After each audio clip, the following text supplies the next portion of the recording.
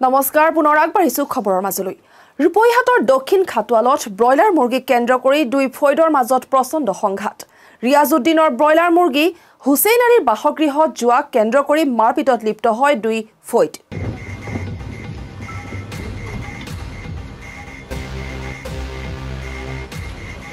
ৰূপৈহাটৰ দক্ষিণ খাটুৱালত ব্ৰইলাৰ মুৰ্গী কেন্দ্ৰ কৰি দুটা ফৈদৰ মাজত প্ৰচণ্ড সংঘাত ৰিয়াজউদ্দিনৰ ব্ৰইলাৰ মুৰ্গী হুছেইন আলীৰ বাসগৃহলৈ যোৱা কেন্দ্ৰ কৰি মাৰপিটত লিপ্ত হয় দুই ফৈদ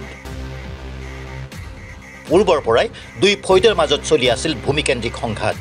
আৰু সেই আক্ষেজতে ব্ৰইলাৰ মুৰ্গী কেন্দ্ৰ কৰি হোৱা সংঘাতত জ্বলাই দিয়ে হুছেইন আলীৰ বাসগৃহ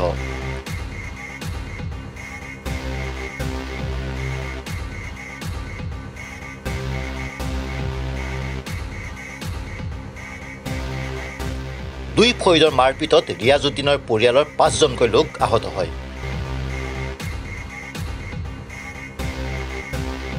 ঘটনাস্থলীত ৰূপৈহাট আৰক্ষী উপস্থিত হৈ হুছেইন আলীৰ পৰিয়ালৰ ৪জনকৈ লোকক আটক কৰাৰ লগতে আন আহত ৫জনক চিকিৎসালয়লৈ প্ৰেৰণ কৰে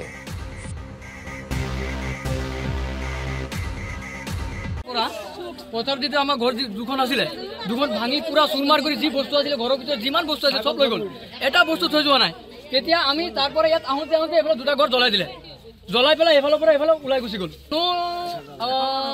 ১০০০ মান হ'ব ইমান গোটেই ৰাইজ আৰু কাৰ পক্ষ মানে ইলিয়াছ বাদশা আৰু এইবিলাক কোন কোন আছে মিলাই পেলাই যিটো ৰাস্তা আছিলে আমাৰ মেইন ৰোডত ৰাস্তাত যাবলগীয়া আছিলে আমি যেতিয়া ল'ৰা ছোৱালী স্কুল লৈ গৈ আছিলোঁ তেতিয়া ৪-৫জন মান দাউলাটি লৈ পেলাই আমাক দৌৰাই আনিলে ঘৰত তেতিয়া আমি দৌৰি আহি গ'লোঁ ল'ৰা ছোৱালীকেইটা স্কুল যাব নোৱাৰিলে সেই ৰাস্তাখন কিহৰ কাৰণে বন্ধ কৰিছে সেইটো আমাৰ মানে প্ৰশাসনক আমাৰ এইটো মানে এটাই অনুৰোধ যে লাগে আৰু প্ৰশাসনে আহি পেলাই চাই গ'ল এতিয়ালৈকে কোনো তদন্ত হোৱা নাই আমি প্ৰশাসনক ৪-৫বাৰকৈ ফোন কৰিছোঁ ফোন কৰাৰ পিছত থানাত ৪-৫বাৰকৈ ফোন মাৰিছোঁ ফোন মৰাৰ পিছত সিহঁতি আহিলে অহাৰ পিছত চাই চিতি গ'ল কিন্তু এতিয়ালৈকে কোনো একশ্যন হোৱা নাই আমাৰ মানুহকেইটা যে ইমান দুখীয়া মানুহকেইটা ঘৰ বাৰী যে ভাঙি দিলে ভাঙি পেলাই যে লৈ গ'ল আমাৰ মানুহকেইটা ক'ত থাকিব কি কৰিব এইটো আমি প্ৰশাসনক কৈ আছোঁ বাৰে কৈ আছোঁ প্ৰশাসনে এইটো কি কৰিব কেনেকুৱা কৰিব কৰি দিয়ক আমাৰ সিদ্ধান্ত সোনকালে লাগে